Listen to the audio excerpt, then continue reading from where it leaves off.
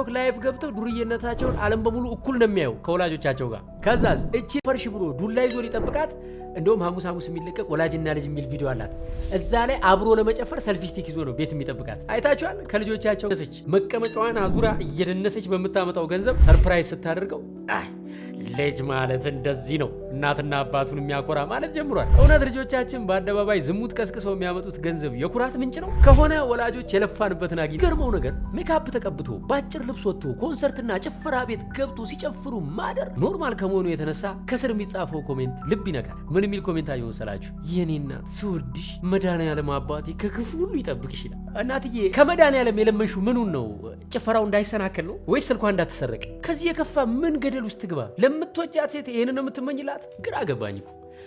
ብቻ ያስደነገጠኝ ነገር ግን በዝሙት ቀስቃሽ ዳንሶቿ የምትታወቅ በዝሙት ቢያልፍልኝ እናንተ ምን ቸገራችሁ የምትል ከባለ ሀብት ጋር የመተኛት እድሉን ባገኝ አይኔን አላሽም እያለች መግለጫ የምትሰጥ ብልቅ ብላ እንዳደገች በይፋ የምትናገር ሴት ለአንድ ድርጅት ሳይሆን ለአንድ ገዳም ማስታወቂያ አሰርተዋት ማየቴ ትንሽ ያስደነገጠኝ። እምላችሁ በኃጢአት እንደምበልጣት ቅንጣት ታክል አልጠራጠርም። ነገር ግን በአደባባይ ኃጢአትን በመስበክ አዋርድ ያላትን ሴት የገዳም ማስታወቂያ ስትሰራ ማየት ለታዳጊ ልጆች ምንም ያክል የቆሸሸ ስብዕና ቢኖራችሁም ቤተክርስቲያን በእናንተ ትወከላለች የሚል ግንዛቤ ይፈጥራል። ሃይ ጋይስ አይ ቲንክ ይሄ መጨረሻ ቪዲዮ ነው የሚሆነው በዚህ አካውንት። ላስት ዋርኒንግ ላይ ያለው አካውንቴ ኦልሞስት ሁሉም ቪዲዮዎች ጠፍተዋል።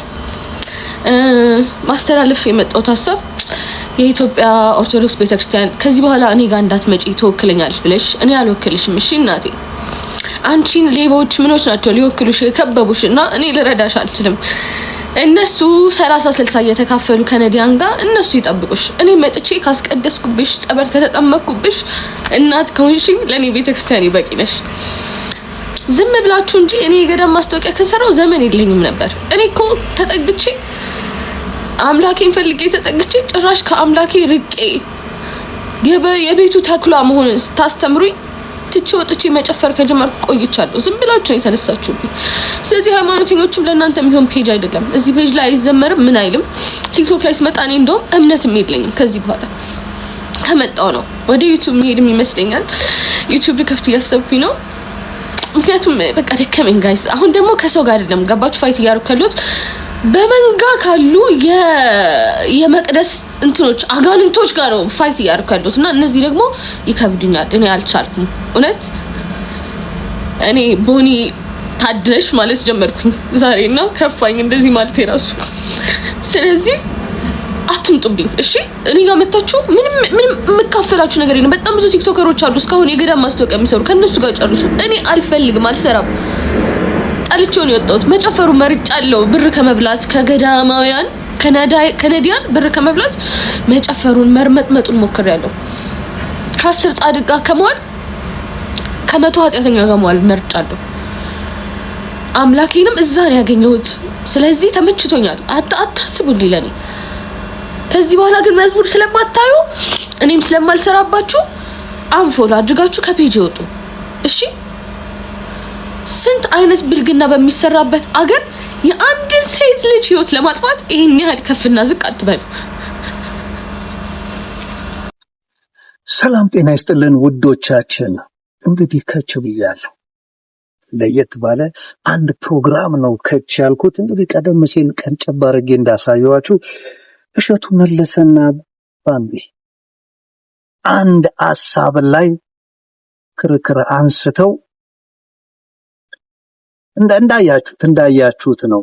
እኔ እንግዲህ እከሌ ጻድቅ ነው፣ እከሌ ኃጢአተኛ ነው፣ እከሌ እውነቱን ነው፣ እከሌ ውሸቱን ነው ልል አይደለም የመጣሁት።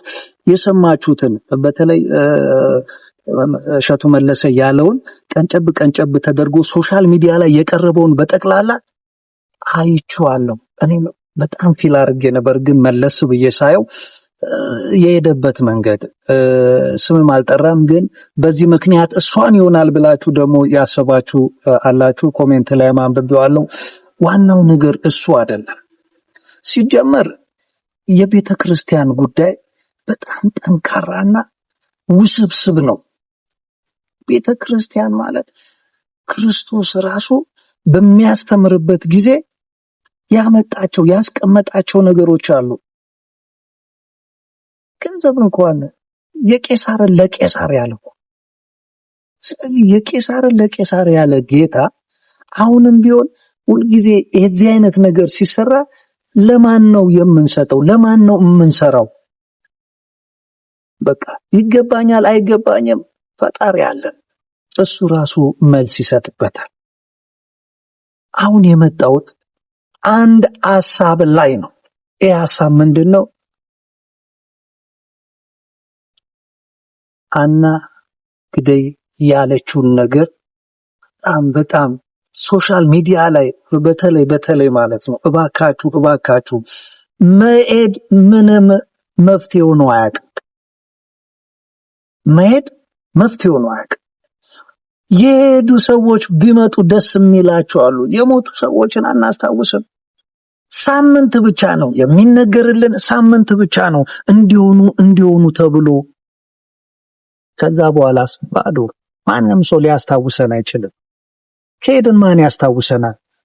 እንኳን ራሳችንን አጥፍተን እንኳን እኛ እንሂድ ብለን ሄደን አይደለም ታመው በጣም ምርጥ ስራ ሰርተው ኢትዮጵያን ያስጠሯት የነበሩ አሁን የማይታወሱ አሉ፣ የተረሱ። እስኪ ከሞቱት ውስጥ ማንን ታስታውሳላችሁ? ጻፉልኝ። እከሌ ተብሎ አሁን በሚዲያ ወይም ደግሞ አሁን በዚህ በሶሻል ሚዲያ ላይ እከሌ ተብሎ ተጽፏል? አልተጻፈም፣ አይነገርም። እስከ መቼ ድረስ? 7 ቀን ሲሞላው ወይም ከበዛ 12 ቀን። ከዛ በኋላ ግን ድምጻቸውን ያጠፋሉ ተናጋሪዎቹ ማለት ነው። ስለዚህ መፍትሄ አይሆንም። መፍትሄ የሚሆነው ምንድነው? በቃ በተሰራው ነገር ራሱ እንደዚህ መተው ነው እኮ እንዴ። በቃ ያለው ሰው ፍርድ ይሰጥበታል እንጂ እኛ እንዲህ ተብለናል፣ እንዲህ ተደርገናል፣ እንዲህ ሆነናል ብለን ገመድ መፈለግ፣ በረኪና መጠጣት፣ ሌሎች ነገሮችን መጥፎ ነገሮችን መስራት መፍትሄ ሆኖ አያውቅም። እርግጠኛ ነኝ አሁን በቅርብ የኦሮምኛ ቋንቋ ላይ በጣም ፌመስ የነበረች እህታችን ነበረች። አሁን የእሷ ነገር እየተወራ ነው። ትንሽ ረገብ እያለ እየመጣ ነው። ከዛ እስከ መጨረሻው ይረሳል፣ ጉዳዩ ይረሳል። ማን ሊያነሳው ይችላል? ማንም። ቀነኒን አይታችኋል። እሷ አደጋ ደርሶባት የሆነ ነገር አፕን ሆነ፣ ከዛ ህይወቱ አለፈ። ከዛ በኋላ የተወሰነ ቀን ተወራ፣ ከዛ በኋላ ጸጥ። ሌሎች ብዙ የምናውቃቸው ቲክቶከሮች በዚህ አይነት መልኩ ህይወታቸውን አተው ከዛ በኋላ በቃ ለንግግር ራሱ ሳይበቃ። አሁን መጀመሪያ መጠንቀቅ ያለብን ተወራብን አልተወራብን መተው ነው። ያወራው ሰው ይጸጸትበት፣ ያወራው ሰው ይጠየቅበት። ምንም ይሁን ምንም ማለት ነው። እኔ እከሌ ትክክል ነው እከሌ ትክክል አይደለም ማለት አሁን የተጻፈውን ነገር ነው። አናግደይ ፕሊስ እኔ እንደ ወንድም እመክርሻለሁ። የጻፍሽው ነገር አግባብ አይደለም፣ ምንም አይጠቅምም። ቦኒጋ መሄድ ይሻለኛል። ቦኒጋ ታገኙናላችሁ። እንረሳለን፣ ይረሳል። እዚሁ እያለሽ ቦኔን ብታስቀጢ ነው የሚሻለው። በቃ እሷ እንዲህ ተደርጋለች ተብሎ እንዲወራ ይሄን ነገር መቆም አለበት ማለት ነው እንጂ አግባብ ያለው እሄዳለሁ አግባብ ያለው የፈለገ ሰው ስለኔ መጥፎ ነገር ይናገር አይናገር፣ እኔ ራሴን ጠብቄ ይሄ ነገር ትክክል አይደለም ብዬ መታገል ውስጥ ነው እንጂ መግባት ያለብኝ ራሴን አጥፍቼ የባሰ ይሄ ነገር እውነት ነው እንዲባል ማድረግ የለብኝም። ሰዎች ኃጢአት ይሰራሉ፣ በንስሐ ደግሞ ይመለሳሉ። ይሄ ትልቅ ነገር ነው። አይተናል እኮ ጌታችን መድኃኒታችን ኢየሱስ ክርስቶስ ስንት ዓመት በዝሙት የረከሰች ሴት መታ እግሩ ላይ ሽቶ አብሰሳ፣ በዙሪያው የተከበቡት ግን እቺ ኃጢአተኛ ነች፣ እንዴት እቺ ኃጢአተኛ ሆና ከሱ ጋር ታወራለች ሲሉ ኃጢአት የሌለባቸው ይገሯት ነው። ሁላችንም ውስጥ ኃጢአት አለ። ሁላችንም የምንሰራው ወደን ነው እንዴ? ቤተክርስቲያን ነጠላ ደርበን የምንሄደው ከወደን አይደለም። ከዚህ ካለብን ኃጢአት እግዚአብሔር አምላክ እንዲመልሰን በቃ ይሄ ነው ዋናው። እንዴ ስንሄድ ደግሞ ሴጣን ደግሞ ይፈታተነን አይደል? ሴጣን ምን ያደርጋል? አያሽ አሁን የመጣሽበትን ነገር ያመቻቻል። ማንም ሰው ራሱን አጥፍቶ የጸደቀ የለም። ማንም ሰው ራሱን አጥፍቶ ገነት የገባ የለም። ራስ ማጥፋት በአምላክም ዘንድ ያስጠይቃል። ስለዚህ ወንድማዊ ምክር ነው መመክርሽ። የለቀቅሽው ቪዲዮ ትክክል አይደለም፣ እሄዳለሁ እንትና ጋር ጠብቁኝ ምናምን ያልሽው ሰው ደስ ይለዋል። በብዛት የሰይጣን ያለበት ሰው እኩል ነው የሚያጨበጭቡ። ሂጂ ምናምን አንብቢ ግቢና ኮሜንቱን ብታነቢ ይሄ ነው።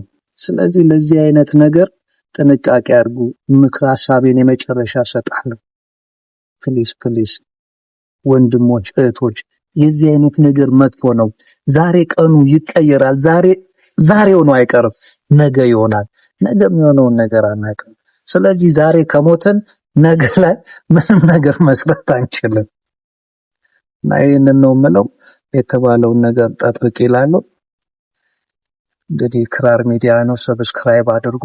ይመቻችሁ።